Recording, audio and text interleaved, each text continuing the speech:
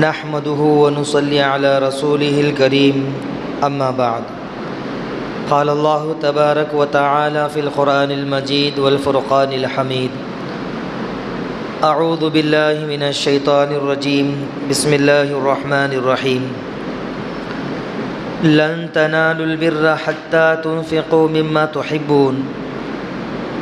صدق الله العظيم رب اشرح لي صدري ويسر لي أمري واحلل عقدة من لساني يفقهوا قولي سبحانك لا علم لنا إلا ما علمتنا إنك أنت العليم الحكيم ربي أعني على ذكرك وشكرك وحسن عبادتك صدق اللہ العظیم۔ محترم سامعین کرام، اسلامی شریعت میں اور اسلامی سماج میں وقف کی بڑی اہمیت ہے۔ اللہ تبارک و تعالی نے غریبوں، مسکینوں، یتیموں، ناداروں، محتاجوں پر اور خیر کے کاموں میں مال اور اپنی جائیداد کو خرچ کرنے کی تاکید کی ہے، تلقین کی ہے، تحسین کی ہے۔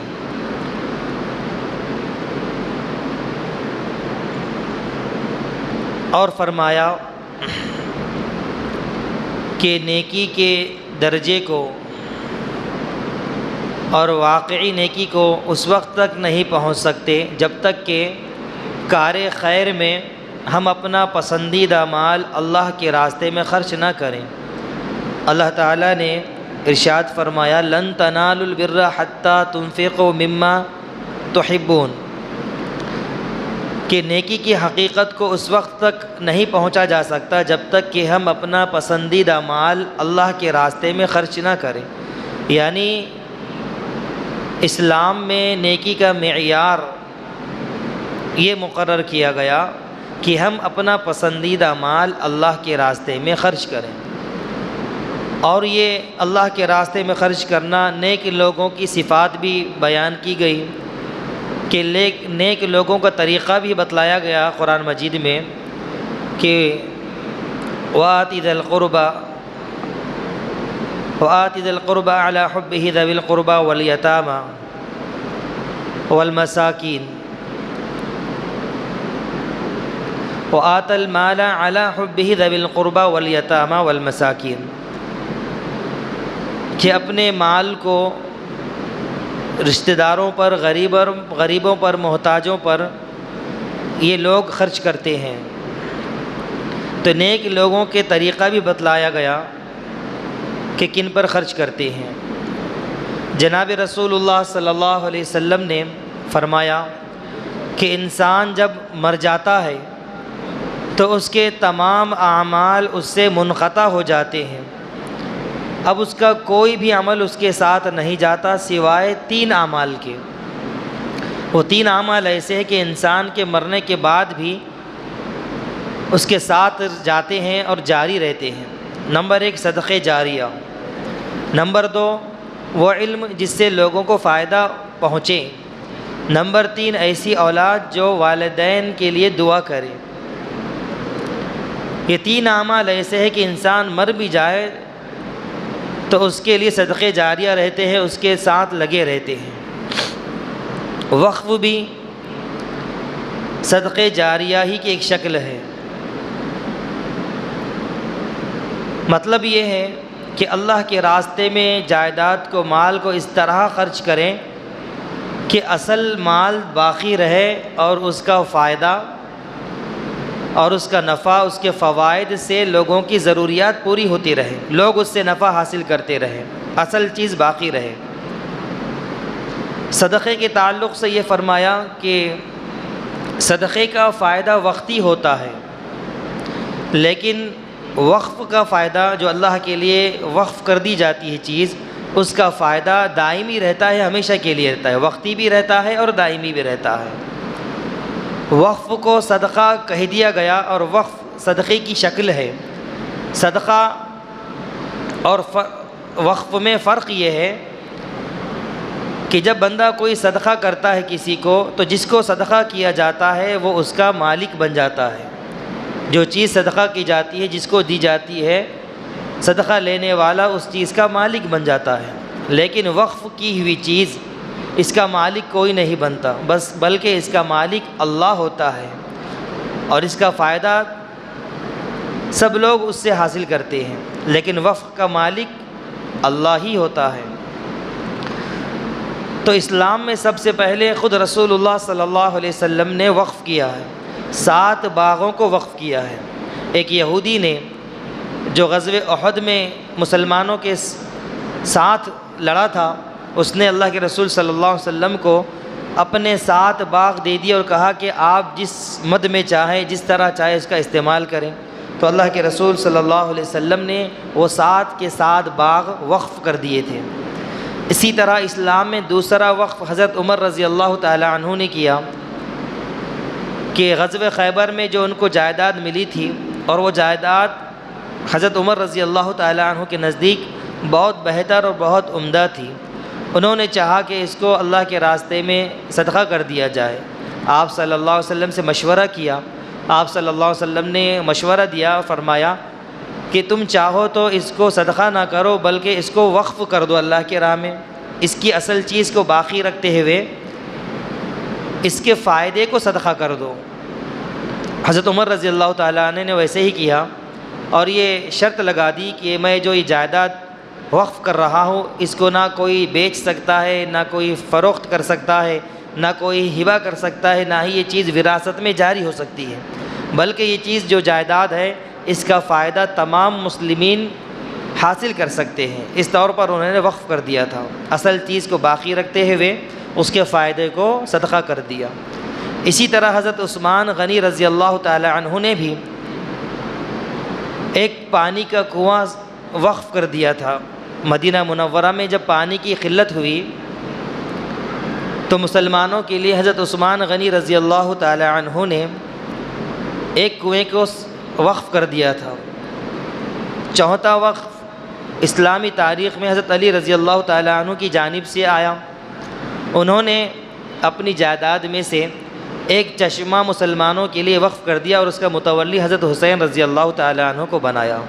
اسی طرح حضرت ابوبکر صدیق رضی اللہ تعالی عنہ نے وقف علی الاولاد کی، اپنے گھر کو وقف علی الاولاد کر دیا تھا۔ تو یہ وقف کرنے کا سلسلہ اسلام میں روز اول سے جاری ہے،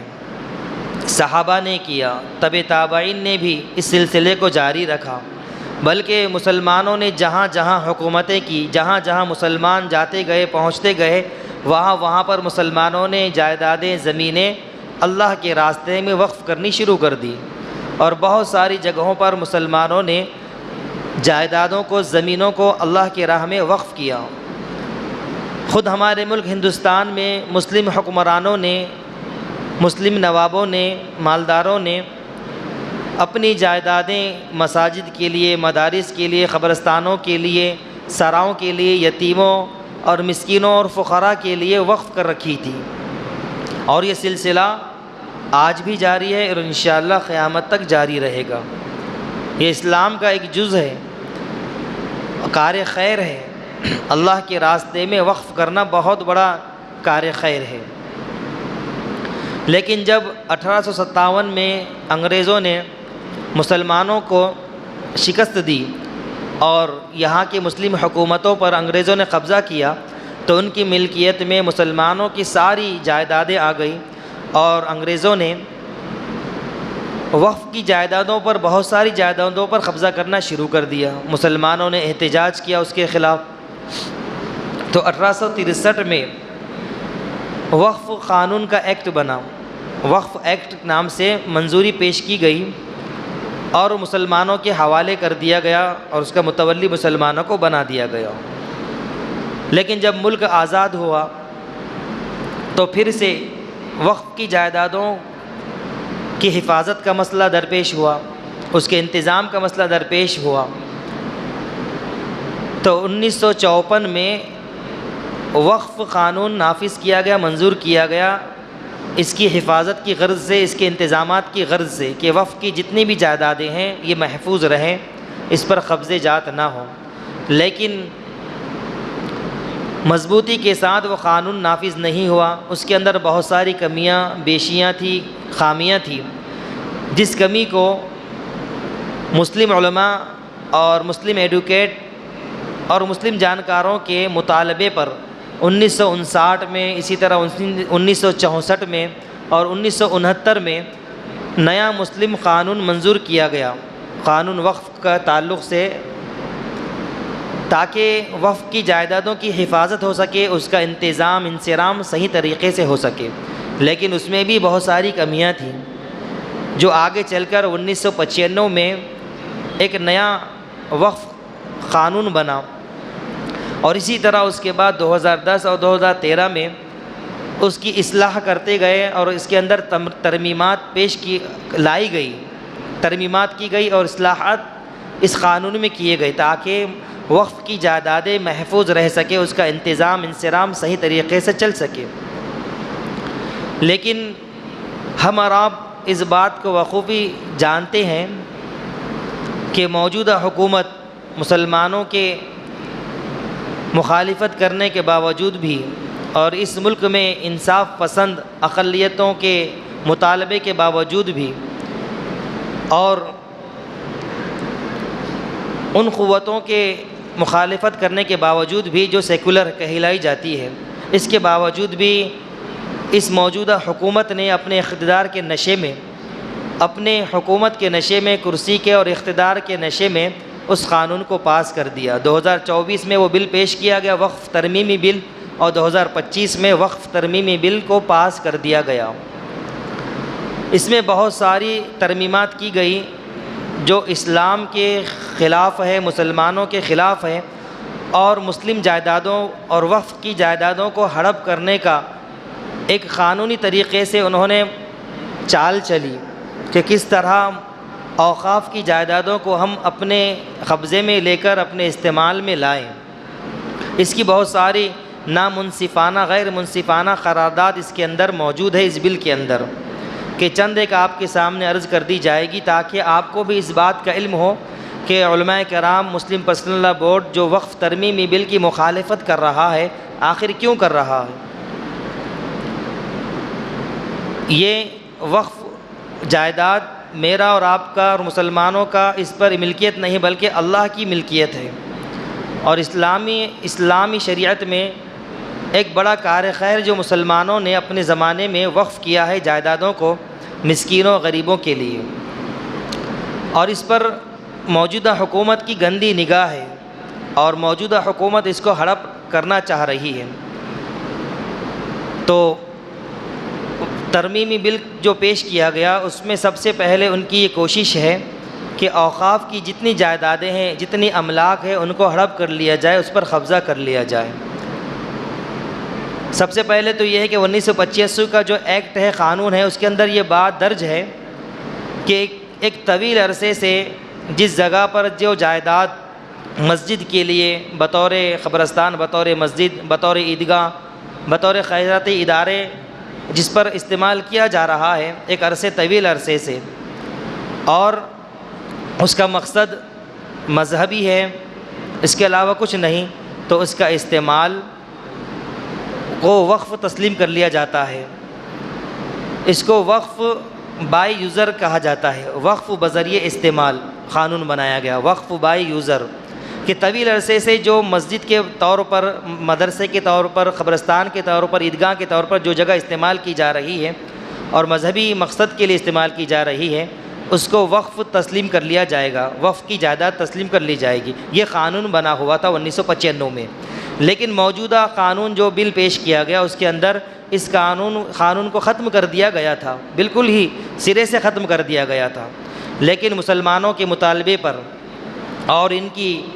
حلیف جماعتیں NDA وغیرہ کے مطالبے پر اس میں کچھ ترمیمات کی گئی، بظاہر یہ بتلانے کے لیے کہ ہم نے اس میں ترمیمات کی ہے، لیکن گھما پھرا کر وہ لوگ جائیدادوں پر، اوقاف کی جائیدادوں پر قبضہ کرنا چاہتے ہیں۔ وہ اس طرح انہوں نے کہا کہ چلو ٹھیک ہے، ماضی میں جو اوقاف کی جائیدادیں ہیں اس پر تو یہ قانون لاگو نہیں کریں گے، بلکہ آئندہ جو املاک، جو جائیدادیں وقف کی جائیں گی اس پر یہ قانون نافذ ہوگا کہ وقف بائی زر اس پر قانون نافذ نہیں کیا جائے گا کہ طویل عرصے سے جو جگہ جو زمین مسجد مدرسے قبرستان اور عیدگاہ کے لیے استعمال کی جا سکتی ہے اس کو وقف کے تحت نہیں کیا جائے گا۔ پھر آگے ایک شیخ بڑھا دی، وہ یہ بڑھائی کہ اگر سابقہ میں جو ماضی میں جو جگہیں اور جو جائیدادیں وقف کی گئی ہیں اس پر تو وقف بائی زر کا قانون نافذ کیا جائے گا، لیکن اگر اس میں تنازع ہو جائے، تنازع اس طور پر کہ کوئی دعویٰ کر دے کہ ہمارے پرکھوں کی زمین ہے، ہمارے باپ داداؤں کی زمین ہے، ہماری مذہبی مقام ہے،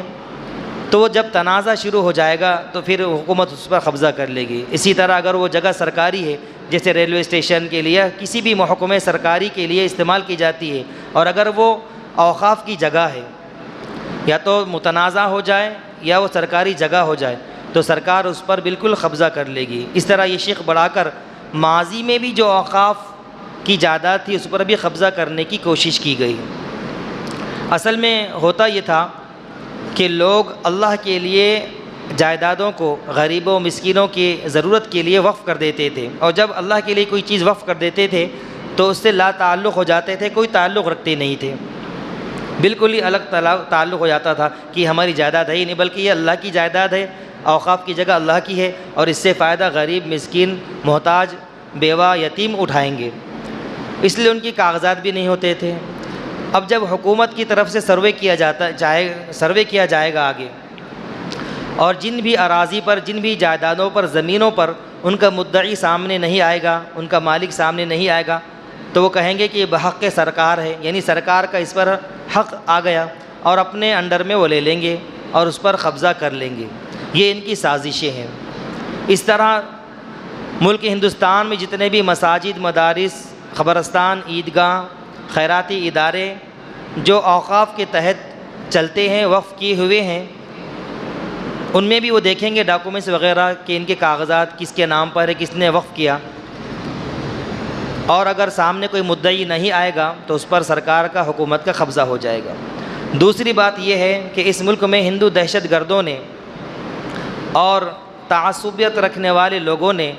جو ایک پروپیگنڈا شروع کیا ہے کہ ہر مسجد، مدرسہ، درگاہ، عیدگاہ، قبرستان پر یہ دعویٰ کرنا شروع کر دیا کہ یہ ہمارا مذہبی مقام ہے، اور اس کا سلسلہ انہوں نے ایودھیا سے شروع کیا کہ ایودھیا کے مقام پر انہوں نے راتوں رات چند سالوں پہلے چھپکے سے چوری چھپے مورتی رکھ دی، اور یہ دعویٰ کیا کہ یہاں پر ہمارے رام جی پرکٹ ہوئے تھے، اس لیے یہ ہماری مذہبی جگہ ہے، اور انہوں نے اس میں کامیابی حاصل کر لی۔ اسی طرح گیان واپی کا مسئلہ ابھی حال میں پیش آیا تھا کہ وہاں کی مسجد کے وضو خانے کا فوارہ ان کو شیو لنگ نظر آ رہا تھا، اس پر بھی دعویٰ کیا۔ اسی طرح ملک ہندوستان کے تقریباً 3,500 مساجد ان کی فہرست میں ہیں جن پر وہ دعویٰ کرنے والے کر رہے ہیں کہ یہ ہمارا مذہبی مقام ہے، لہذا قانون کے تحت ان کے قبضے میں کر دیا جائے گا۔ یہ بل پاس ہونے کی وجہ یہی ہے، اور اس بل میں یہ بھی چیزیں ہیں کہ جو ان کا مذہبی مقام ہے، اور یہ تنازع شروع ہو جائے گا کہ شروع میں کہا گیا تھا کہ ماضی کی جو اوقاف کی جگہ ہیں ان کو چھیڑا نہیں جائے گا، بلکہ آئندہ جو املاک ہے ان پر وقف بائی عذر قانون لاگو نہیں ہوگا، لیکن بعد میں یہ بات اس میں درج کر دی گئی کہ اگر اس میں تنازع ہو جائے، جو ہو رہا ہے کہ غیر مسلم کی طرف سے یہ دعوے ہو رہے ہیں کہ ہماری مذہبی مقام ہے، ہماری مندر ہے، ہماری پرکھوں کی جائیداد ہے، جب تنازع ہو جائے گا تو حکومت اس پر قبضہ کر لے گی، اوقاف سے اس کو چھین لیا جائے گا۔ تو اس طرح سے یہ قانون ہے۔ دوسری بات اس بل میں یہ عرض کی گئی کہ 1995 ایکٹ کے تحت ایک قانون ہے لمیٹیشن ایکٹ، اس سے وقف جائیداد کو مستثنی رکھا گیا، الگ رکھا گیا تھا۔ وہ قانون وقف جائیدادوں پر لاگو نہیں کیا جاتا اس قانون کے تحت، 1995 کے قانون کے تحت۔ وہ قانون کیا ہے؟ لمیٹیشن ایکٹ، کہ کسی بھی جائیداد پر اگر کوئی بندہ، کوئی شخص، کوئی ادارہ یا سرکار 12 سال یا اس سے زیادہ قبضے میں رہتی ہے اس کے، یہ لمیٹیشن ایکٹ قانون ہے کہ کسی بھی جائیداد پر 12 سال یا اس سے زیادہ عرصے پر کسی کا قبضہ رہتا ہے تو وہ اس کا قبضہ مانا جاتا ہے، اور اس کا مالک اس کو قبضہ کرنے والے کو مانا جاتا ہے۔ کہ قبضہ کرنے والا ہی اس کا مالک ہے، لیکن یہ قانون سے وقف جائیداد کو الگ رکھا گیا تھا 1995 کے قانون کے ذریعے۔ اب یہ جو بل پیش کیا گیا اس میں اس ایکٹ کو ہٹا دیا گیا، استثناء کو، یعنی لمیٹیشن ایکٹ وقف جائیدادوں پر بھی لاگو کیا جائے گا۔ اس کا نقصان یہ ہوگا کہ پہلے سے جو لوگ وقف کی جائیدادوں پر قبضہ کیے بیٹھے ہیں غاصبانہ، اب وہ ان کے مالک بن جائیں گے۔ جب تک یہ ایکٹ، یہ قانون لمیٹیشن ایکٹ اس سے علیحدہ تھا، وقف قانون سے، وقف جائیداد سے الگ تھا، اس وقت تک یہ راستہ تھا مسلمانوں کے لیے کہ آئندہ اگر کوئی کارروائی کرے اور وقف کے تعلق سے لڑیں تو جو غاصبانہ قبضہ کیا گیا کئی سالوں پہلے سے ان کو ہٹایا جا سکتا تھا۔ لیکن یہ جو وقف ترمیمی بل پیش کیا گیا، اب اس میں لمیٹیشن ایکٹ کو بھی وقف جائیدادوں پر لاگو کر دیا گیا، جس کا صاف مطلب یہ ہے کہ پہلے سے جن لوگوں نے، غیر مسلموں نے مسلم کی جائیدادوں پر، وقف جائیدادوں پر قبضہ کر رکھا ہے، اب وہ ان کے مالک بن جائیں گے۔ یہ اس کے اندر ذکر کیا گیا۔ تیسری شق اس میں اور یہ بیان کی گئی کہ پہلے زمانے میں بادشاہوں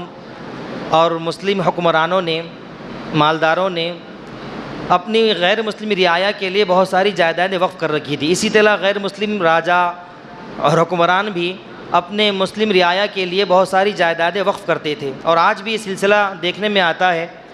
کہ بہت سارے غیر مسلم اپنے پڑوسی مسلمانوں کے لیے، ان کی کار خیر کے لیے، اچھے کاموں کے لیے اپنی زمینوں کو وقف کر دیتے ہیں۔ اسی طرح مسلمان بھی غیر مسلموں کے لیے اپنی جائیدادیں وقف کر دیتے ہیں تاکہ اس کے اندر وہ رفاہی کام کر سکیں، خیر کے کام انجام دے سکیں۔ لیکن یہ جو بل پیش کیا گیا اس کے اندر اس کو ختم کر دیا گیا کہ اگر کوئی غیر مسلم مسلمانوں کو وقف کرتا ہے، دان کرتا ہے، تو اس کا دان قابل قبول نہیں ہوگا، وقف جائیداد نہیں مانی جائے گی، بلکہ ان جائیدادوں کو سرکار اپنے قبضے میں کر لے گی۔ یہ ان بل میں پیش کیا گیا۔ اور دوسرا یہ تو تھا وقف کی جائیدادوں کے املاک پر ہڑپنے کا سازش۔ دوسرا طریقہ یہ کہ امتیازی قانون اس میں لایا گیا، فرق کیا گیا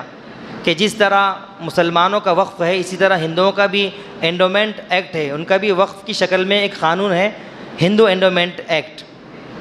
اسی طرح بدھسٹوں کا بھی ہے، کرسچنوں کا بھی ہے، سب کا ہے۔ تو سب میں اور مسلمانوں کے وقف قانون میں یہ فرق کر دیا گیا یہ بل میں کہ وقف با یوزر کے بذریعے استعمال، جو چیز طویل عرصے سے استعمال کی جاتی تھی اس کو اسی مذہب کے وقف کے اندر شامل کر دیا جائے گا۔ تو یہ مسلمانوں کے اوقاف کے تعلق سے ہٹا دیا گیا، اور لیکن دوسرے قانون میں، دوسرے مذہب کے قانون میں اس کو برقرار رکھا گیا۔ وقف با یوزر، وقف بذریعے استعمال کا قانون ابھی بھی ہندو اینڈومنٹ جائیداد میں باقی ہے، کرسچنوں میں، بدھسٹوں میں، ان کی جائیدادوں میں یہ قانون باقی ہے، لیکن مسلمانوں کے وقف جائیداد کے قانون میں یہ قانون ختم کر دیا گیا اس بل کے اندر کہ وقف با یوزر کا قانون۔ اسی طرح لمیٹیشن ایکٹ جو میں نے آپ کے سامنے عرض کیا کہ 12 سال سے زیادہ یا 12 سال کی مدت کسی جگہ پر کوئی قبضہ کرتا ہے تو اسی کی زمین وہ مان لی جاتی ہے۔ یہ لمیٹیشن ایکٹ کو وقف جائیداد پر تھوپ دیا گیا کہ اگر وقف جائیدادوں پر بھی اگر کوئی 12 سال یا اس سے زیادہ قبضہ کر بیٹھا ہے تو وہ اس کا مالک کہلایا جائے گا۔ لیکن لمیٹیشن ایکٹ کو علیحدہ کیا گیا دوسرے مذہب کے قانونوں سے، ان کے اینڈومنٹ ایکٹ جو ہے ہندوؤں کا، اسی طرح بدھسٹوں کا، اسی طرح کرسچنوں کا، جو ان کے آئلی قانون ہیں، ان کے اوقاف کے جو قانون ہیں، ان سے آج بھی وہ قانون علیحدہ ہے، لیکن مسلمانوں کے وقف جائیداد میں اس کو شامل کر دیا گیا لمیٹیشن ایکٹ کو کہ 12 سال یا اس سے زیادہ کوئی اگر وقف کی جائیدادوں پر قبضہ کرے گا تو وہ اس کا مالک ہو جائے گا۔ یہ امتیازی فرق قانون کے اندر لایا گیا۔ اور ایک امتیازی فرق دوسرے مذاہب اور مسلم مذہب کے قانون کے درمیان یہ لایا گیا کہ کسی بھی مذہب کا جو وقف کی صورت کا جو شکل کا قانون ہوتا ہے، جیسے ہندوؤں کا ہندو اینڈومنٹ ایکٹ ہے، اسی طرح بدھسٹوں کا ہے، کرسچنوں کا ہے، ان کے اندر یہ ہے کہ ہندوؤں کے جائیدادوں میں، ان کے اوقاف میں صرف ہندو ہی اس کے رکن بن سکتے ہیں، اراکین بن سکتے ہیں، ہندوؤں کے علاوہ کوئی نہیں بن سکتا۔ ہم دیکھیں تامل ناڈو، آندھرا پردیش، کیرالہ، جہاں پر بھی ان کی اینڈومنٹ حکومتیں جائیدادیں ہیں، ہندو اینڈومنٹ ایکٹ، وہاں پر صرف ہندو ہی اس کا رکن بن سکتا ہے، ہندو کے علاوہ کوئی نہیں بن سکتا۔ اسی طرح بہار کے اندر ہندو اینڈومنٹ ایکٹ قائم کیا گیا، اس کے تحت 3 بورڈ قائم کیے گئے۔ ایک ہندومین ایکٹ بورڈ قائم کیا گیا، اور اسی طرح 2 بورڈ اور ہے، ڈگمبرن ایکٹ، اینڈومنٹ ایکٹ بورڈ، اور اسی طرح تیسرا بورڈ بھی قائم کیا گیا جس کے اندر صرف اور صرف ہندو ہی اس کے رکن بن سکتے ہیں، اس کے علاوہ دوسرے مذہب کے لوگ اس بورڈ کے کوئی ممبر اور رکن نہیں بن سکتے۔ اسی طرح کرسچنوں کے اندر ہے، بدھسٹوں کے اندر ہے کہ اپنے مذہب کے علاوہ دوسرے مذہب کے لوگ اس بورڈ میں شامل نہیں ہو سکتے۔ لیکن موجودہ قانون کے اندر یہ ترمیم کی گئی، بدلاؤ لایا گیا کہ مسلم وقف بورڈ کے اندر اور وقف جو جائیدادیں ہیں اس کے اندر 2 ہندوؤں کو شامل کرنا لازمی قرار دیا گیا۔ اس بورڈ کے اندر جو سینٹرل بورڈ ہے اس کے اندر بھی 2 بورڈ، اور جو ہمارا ریاستی بورڈ ہوگا اس کے اندر بھی زیادہ سے زیادہ 13، کم سے کم 7 اور 2 کو شامل کرنا تو لازمی قرار دیا گیا۔ پہلے یہ ہوتا تھا کہ وقف بورڈ چیئرمین طے کرتا تھا، اپنا چیف ایگزیکٹیو طے کرتا تھا کہ کون بنے گا، اور مسلم میں ہی بنتا تھا۔ لیکن اب یہ مسلمانوں کے ہاتھ سے چھین کر حکومت نے اپنے ہاتھ میں لے لیا کہ حکومت اس کا چیف مقرر کرے گی، اور مسلم وقف بورڈ کے اندر، مسلم جائیدادوں کے اندر جو چیف مقرر کرے گی حکومت کرے گی، اور وہ مسلم بھی ہو سکتا ہے، غیر مسلم بھی ہو سکتا ہے۔ اور اس بورڈ میں اراکین کے اندر کم سے کم 2 غیر مسلم کا شامل ہونا ضروری قرار دیا گیا۔ تو اس طرح سے امتیازی فرق دوسرے مذہب کے قانون میں اور مسلم مذہب کے قانون میں کر دیا گیا۔ ایسے ہی اس قانون کو، وقف جائیداد کے قانون کو کمزور کرنے کے لیے ایک قانون ہے کہ جس کے اندر یہ قانون بنایا گیا 1995 کے ایکٹ کے اندر کہ اگر وقف قانون سے اگر عام قانون کوئی ٹکراتا ہے، تصادم کرتا ہے، دونوں میں تعارض کچھ ہوتا ہے، ٹکراؤ ہوتا ہے، تو وقف قانون کو ترجیح دی جائے گی، وقف قانون کو فوقیت دی جائے گی، وقف قانون پر عمل کیا جائے گا۔ اس کو آسان لفظوں میں یہ سمجھیں کہ وقف قانون ایک اسپیشل قانون ہے۔ وقف قانون ہی نہیں بلکہ ہر مذہب کا ان کا اپنا وقف قانون جو ہوتا ہے اسپیشل ہوتا ہے۔ جیسے مسلمانوں کا وقف قانون ہے، یہ اسپیشل قانون ہے۔ یہ اسپیشل قانون جنرل قانون سے جب ٹکرا جائے تو سپریم کورٹ کے فیصلے کے مطابق یہ قانون بنایا گیا کہ جب اسپیشل قانون اور جنرل قانون جب ٹکرا جائے تو اسپیشل قانون کو ترجیح دی جائے گی، اسپیشل قانون کے مطابق فیصلہ کیا جائے گا۔ تو اسپیشل قانون کی اس کے اندر ختم کر دیا گیا اس کے حیثیت کو، اس وقف ترمیمی بل کے اندر، کہ وقف جائیداد کا قانون جو ہے اب اسپیشل نہیں رہا بلکہ عام قانون رہ گیا۔ اس کے اندر یہ ایک تعصبیت پیش کی گئی اس کو کمزور کرنے کے لیے۔ اسی طرح بہت ساری باتیں ہیں جو وقف بل کے اندر لائی گیا اور جو مسلمانوں کے اور اسلام کے سراسر خلاف ہے، جس کی مخالفت ہمارے اکابرین کی ہے اور کر رہے ہیں، اور اس کا لاہ عمل آپ کے سامنے روزانہ پیش بھی کر رہے ہیں کہ کب سے کب تک اس کا احتجاج آندولن کیا جائے گا۔ ہمیں ان کی آواز پر لبیک کہنا ہے اور اس بات کو بخوبی سمجھنا ہے کہ وقف کی جائیدادیں یہ انسانوں کی جائیداد نہیں بلکہ اللہ کی جائیداد ہوتی ہے۔ جب کوئی بندہ کسی کے لیے، اللہ کے لیے وقف کر دیتا ہے، غریبوں محتاجوں کے لیے، فائدے کے لیے، تو وہ جائیداد اللہ کی جائیداد ہو جاتی ہے۔ اب ہمارا یہ شرعی قانون ہے، شرعی فریضہ ہے کہ ہم اس کی حفاظت کریں، اس کا بچاؤ کریں، اور اس ملک سے اس کو ختم کیا جا رہا ہے۔ جو مسلم مخالف، دستور مخالف اور غیر منصفانہ بل پیش کیا گیا ہے، میرے بھائیوں، دوستوں، بزرگوں، یہ ایسا قانون لایا گیا کہ اللہ حفاظت فرمائے الامان والحفیظ، کہ ان کے عزائم ارادے ایسے ہیں کہ اس ملک سے اسلام کو ختم کرنے کی سازشیں کی جا رہی ہیں۔ جیسے سمرقند، بخارا، جو اسلامی ملک کے مرکز کہے جاتے تھے، پوری دنیا میں اسلامی ملک کے مرکز کہے جاتے تھے، وہاں پر یہودیوں نے کس طرح ختم کیا اسلام کو، اسی طرز عمل کو اپناتے ہوئے، اسی راستے پر چلتے ہوئے وہ قانون کو پاس کیا گیا، وقف ترمیمی بل کو۔ وہاں پر سمرقند، بخارا میں کیا کیا گیا تھا کہ پہلے مدارس کے، مساجد کے اوقاف کو چھینا گیا، ان کو وہ حیثیتیں ختم کی گئی اوقاف کی۔ جب اوقاف کی حیثیتیں ختم ہو گئی تو مسجدوں پر، مدرسوں پر ٹیکس لگا دیا گیا کہ جو مسجد میں نماز پڑھیں گے وہ مسجدوں کا ٹیکس ادا کریں۔ جب مسلمانوں نے اس کے باوجود بھی ٹیکس ادا کرنا شروع کیا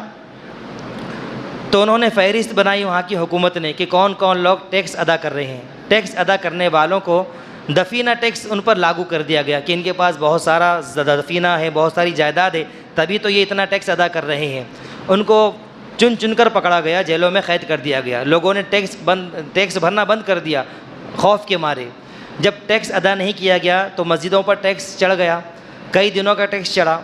تو اسی طرح مسجدوں میں لوگ آنا بھی بند ہو گئے، نماز پڑھنا بھی بند کر دیے کہ گھروں میں نماز ادا کرنا شروع کی کہ مسجدوں میں نماز پڑھیں گے تو ٹیکس ادا کرنا پڑے گا، اور ہم کہاں سے ٹیکس ادا کریں گے، اور ٹیکس ادا کریں گے تو حکومت ہمیں پکڑ لے گی۔ اس ڈر خوف میں انہوں نے گھروں میں نمازیں پڑھنا شروع کی اور مسجدیں اس طرح بند ہوتی گئی۔ وہاں کی کمیونسٹ جو حکومت تھی انہوں نے دیکھا کہ مسجدیں بند ہوئی ویران ہیں، وہاں پر آتے اور اس کو کلب میں تبدیل کر دیتے یا استبل میں تبدیل کر دیتے یا کسی اور کام کے لیے اس کو استعمال کر لیتے۔ اس طرح وہاں سے اسلام کو ختم کیا گیا۔ اسی طرز عمل پر یہاں کی حکومت بھی چل رہی ہے میرے بھائیوں۔ تو ہمیں دعا کے ساتھ اہتمام دعا کا بھی کرنا ہے، اور اکابرین کی طرف سے جب آواز لگائی جائے آندولن کی، جس طرح بھی جیسی بھی آواز لگائی جائے ان کا ہمیں ساتھ دینا ہے، ان کا تعاون کرنا ہے، اور اپنے آپ کو مسجدوں سے جوڑنا ہے۔ میرے بھائیوں، ظہر الفساد فی البر والبحر، کہ زمین و آسمان میں، زمین اور سمندروں میں جو کچھ بگاڑ پیدا ہوتا ہے ہمارے اپنے اعمال کی وجہ سے پیدا ہوتا ہے۔ ہم نے اپنے مسجدوں سے رخ موڑ لیا۔ ہم دیکھیں اپنی مسجدوں کی تعداد، جو جمعہ کی تعداد ہے، کیا روزانہ کی فجر کی تعداد اتنی ہوتی ہے؟ ہم ہی مسجد میں آنا نہیں چاہتے۔ تو اللہ کو یہ منظور اللہ نہ کرے، یہ ہوا بظاہر ایسا لگ رہا ہے کہ بس آپ نہیں آنا چاہتے تو نہ آئیں، ہم مسجدوں کو تالے لگوا دیں گے، یا پھر وَإِن تَتَوَلَّوْا يَسْتَبْدِلْ قَوْمًا غَيْرَكُمْ۔ اللہ کے لیے ضروری نہیں کہ ہم ہی مسلمان ہو کر اللہ کے دین کا اعلاء کلمۃ اللہ کریں، اللہ کے نام کو بلند کریں۔ اللہ کو ہماری کوئی غرض نہیں۔ اگر ہم دین کا کام نہیں کریں گے، دین سے نہیں جڑیں گے، تو اللہ تعالیٰ ہمیں بدل کر دوسری قوموں کو لائے گا، جیسے تاتاریوں کے زمانے میں ہوا تھا کہ تاتاری مسلمانوں کے اتنے خلاف تھے کہ ایک ایک مسلمان کو چن کر مارا، بعد میں ان لوگوں کے ذریعے اسلام کا کلمہ بلند ہوا۔ تو میرے بھائیوں، ہماری اللہ کو غرض نہیں، ہمیں اللہ کی غرض ہے۔ ہمیں غرض ہے کہ اللہ ہمیں مل جائے، اللہ ہم سے راضی ہو جائے۔ تو ضرورت اس بات کی ہے کہ ہم دین سے جڑیں، اسلام سے جڑیں، مسجدوں سے جڑیں، تاکہ ظالم حکمران ہم پر مسلط نہ ہوں۔ اعمالکم امالکم، جیسے ہمارے اعمال ہوں گے ویسے ہی آسمان سے فیصلے کیے جائیں گے۔ ہمارے اعمال کی ہمیں اصلاح کرنے کی ضرورت ہے، بہت اصلاح کرنے کی ضرورت ہے۔ مولانا علی میاں ندوی رحمۃ اللہ علیہ نے ایک تاریخی جملہ کہا تھا کہ اگر ہم اپنی قوم کو 5 وقتہ نمازی بنا دیں، یہاں تک کہ تہجد گزار 100% قوم کو بنا دیں، لیکن ان کے سیاسی شعور کو بیدار نہ کیا جائے، تو ایک وقت ایسا آئے گا کہ تہجد تو درکنار، فرض نماز کے بھی لالے پڑ جائیں گے، فرض نماز کو بھی مشکل ہو جائے گا۔ اور ہم حالات حاضرہ پہ اگر نظر ڈالیں تو حضرت مولانا مفکر اسلام شیخ الاسلام مولانا ابو الحسن علی ندوی رحمۃ اللہ علیہ کی وہ بات حرف بحرف صادق نظر آتی ہے کہ کہیں پر نماز پڑھنے سے روکا جا رہا ہے، کہیں پر اذانوں پر پابندی لگائی جا رہی ہے، مسجدوں کے تالے لگوائے جا رہے ہیں۔ میرے بھائیوں، سیاسی شعور کو بھی بیدار کرنے کی ضرورت ہے۔ ہم یہ نہ سمجھیں کہ سیاست اسلام کا حصہ نہیں، بلکہ اسلام کا اہم اٹوٹ حصہ ہے کہ جب تک ہمارے اندر سیاست نہیں ہوں گی، سیاست میں ہم حصہ نہیں لیں گے، ہم اس ملک میں اپنی آزادی کے ساتھ، شریعت کے ساتھ، شعائر اسلام کے ساتھ زندگی نہیں گزار سکتے۔ ہمیں اس ملک میں اپنے اسلام کے ساتھ، وضع خطا کے ساتھ، اسلامی وضع خطا کے ساتھ زندگی گزارنا ہے اور اپنے نسلوں کو اس پر باقی رکھنا ہے، تو سیاسی شعور بیدار کرنا ہوگا۔ اللہ تعالیٰ سے دعا ہے کہ اللہ تعالیٰ ہم سب کو کہنے سننے سے زیادہ عمل کی توفیق عطا فرمائے۔ وآخر دعوانا الحمد للہ رب العالمین۔